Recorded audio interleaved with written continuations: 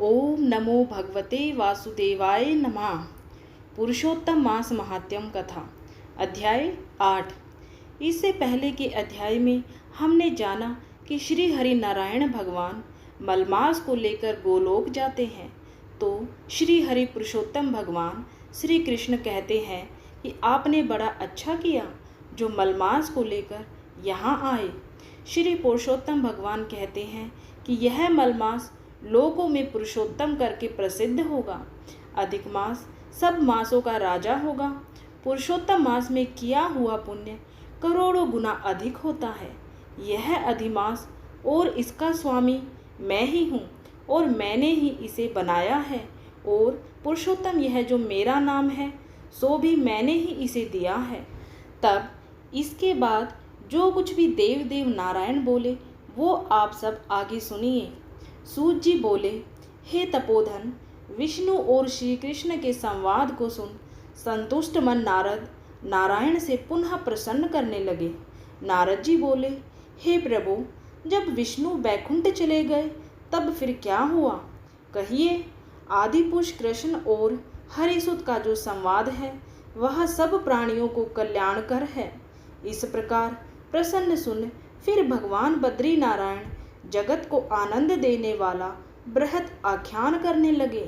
श्री नारायण भगवान बोले, तदंतर विष्णु बड़े प्रसन्न होकर बैकुंठ गए और वहां जाकर हे नारद अधिमास को अपने पास ही बसा लिया। अधिमास बैकुंठ में वास पाकर अत्यंत ही प्रसन्न हुआ और 12 मासों का राजा होकर विष्णु भगवान के साथ रहने लगा। 12 मासों में मलमास को श्रेष्ठ बनाकर विष्णु भगवान मन से संतुष्ट हुए। हे मुने, अनंतर भक्तों के ऊपर कृपा करने वाले भगवान युधिष्ठिर और द्रौपदी की ओर देखते हुए कृपा करके अर्जुन से यह बोले। श्री कृष्ण भगवान बोले, हे राज शार्दुल, हमको मालूम होता है कि तपोवन में आकर आप लोगों ने दुखित होने के कारण पुरुषोत्तम मास का आदर नहीं किया। वृंदावन की शोभा के नाथ भगवान का प्रिय पात्र पुरुषोत्तम मास आप वनवासियों का प्रमाद से व्यतीत हो गया। भीष्म, द्रोणाचार्य, कर्ण के भय से संत्रस्त मन आप सब लोगों ने भय और द्वेष से मुक्त होने के कारण प्राप्त पुरुषोत्तम मास का ध्यान नहीं किया। कृष्ण द्वैपायन व्यासदेव से प्राप्त विद्या के आराधन में तत्पर रणवीर अर्जुन के इंद्रकील पर्वत पर चले जाने पर उसके वियोग से दुखित आप लोगों ने पुरुषोत्तम मास को नहीं जाना। अब यदि आप यह पूछें कि हम क्या करें तो मैं यही कहूँगा कि भाग्य का अवलंबन करो। पुरुषों का जैसा अदृष्ट होता है वैसा ही सदा भागता है। भाग्य से उत्पन्न जो फल है वह अवश्य ही भोगना पड़ता है। सुख दुख भय कुशलता इत्यादि भाग्य अनुसार ही मनुष्यों को प्राप्त होते हैं। अतः अदृष्ट पर विश्वास रखने वाले आप लोगों को अदृष्ट पर निर्भर रहना चाहिए। अब इसके बाद आप लोगों के दुख का दूसरा कारण और बड़ा आश्चर्यजनक इतिहास के सहित कहते हैं।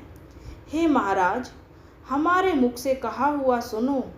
श्री कृष्ण भगवान बोले, यह भाग्यशालिनी द्रौपदी पूर्व जन्म में बड़ी सुंदरी मेधावी ऋषि के घर में उत्पन्न हुई थी। समय व्यतीत होने पर जब 20 वर्ष की हुई तब कर्म से रूप और लावण्य से युक्त अति सुंदरी और आकर्षणांत नेत्र से शोभायमान हुई। चातुर्य गुण से युक्त यह अपने पिता की एकमात्र इकलौती कन्या थी। अतः चतुरा गुणवती सुंदरी यह पिता की बड़ी लाडली थी। मेधावी ने सदा लड़के की तरह इसे माना, कभी भी अनादर नहीं किया। यह भी साहित्य शास्त्र में पंडिता और नीति शास्त्र में भी प्रवीणा थी। इसकी माता इसकी छोटी अवस्था में ही मर गई थी। पिता ने ही प्रसन्नतापूर्वक पाला पोसा था। पास में रहने वाली अपनी सखी के पुत्र पौत्रादि सुख को देख इसको भी सप्रहा हुई और तब यह सोचने लगी कि हमें भी यह सुख कैसे प्राप्त होगा। गुण और भाग्य का निधि सुख देने वाला पति और सत्पुत्र कैसे होंगे। इस प्रकार मनोरथ विचारती हुई सोचने लगी कि पहले मेरा विवाह उपस्थित था, परंतु भाग्य ने बिगाड़ दिया। अब क्या करने से अथवा क्या जानने से एवं किस देवता की उपासना करने से या किस मुनि के शरण जाने से अथवा किस तीर्थ का आश्रय करने से मेरी मनोकामना पूर्ण होगी। मेरा भाग्य कैसा सो गया कि कोई भी पति मुझको वरण नहीं करता है। पंडित भी मेरा पिता मेरे ही दुर्भाग्य से मूर्ख हो गया है। बड़ा आश्चर्य है, विवाह का समय उपस्थित होने पर भी मेरे समान वर को पिता ने नहीं दिया। मैं अपनी सहेलियों के बीच में प्रमुख हूँ, परंतु कुमारी होने के कारण पति दुख से पीड़ित हूँ। जैसे मेरी सखियाँ पति सुख को भोगने वाली हैं, वैसे मैं नहीं हूँ। मेरी भाग्यवती माता क्यों पहले मर गई।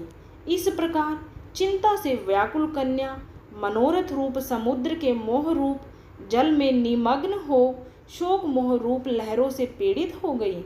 इसके पिता मेधावी ऋषि भी कन्या दान के लिए कन्या के समान वर ढूंढने हेतु देश विदेश भ्रमण करने के लिए निकले, परंतु कन्या के अनुरूप वर न मिलने से अपने मनोरथ में निराश हुए।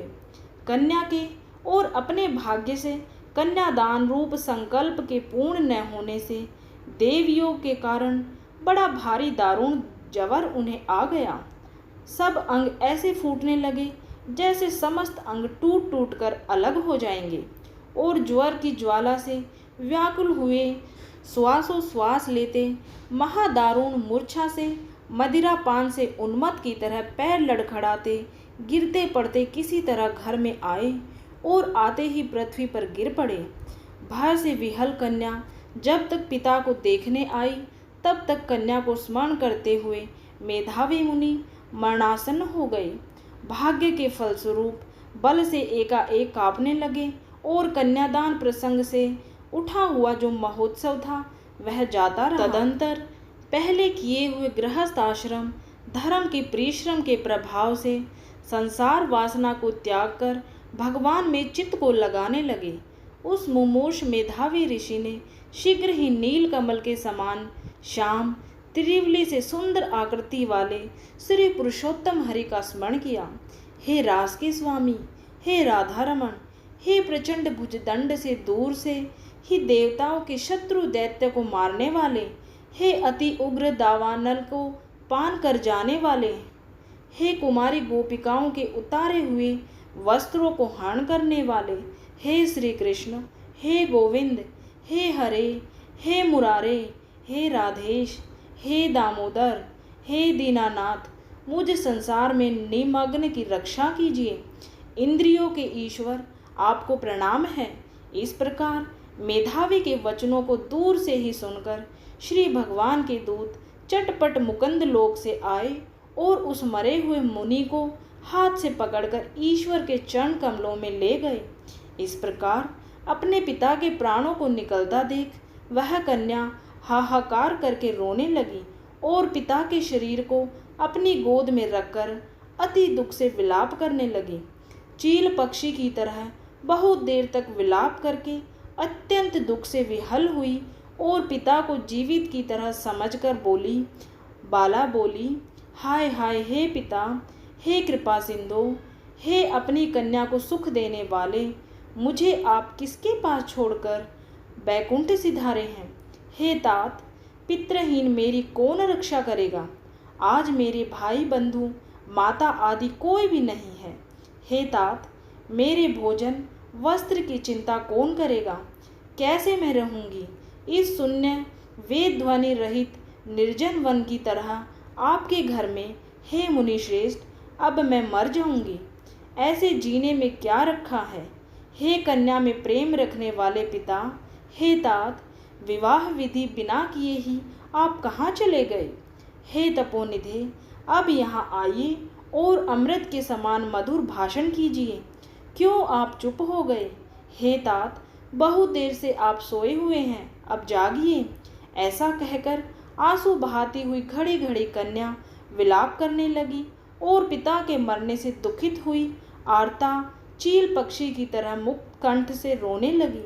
उस लड़की का रोदन सुन उस वन में रहने वाले ब्राह्मण आपस में कहने लगे कि इस तपोवन में अत्यंत करुण शब्द से कौन रो रहा है।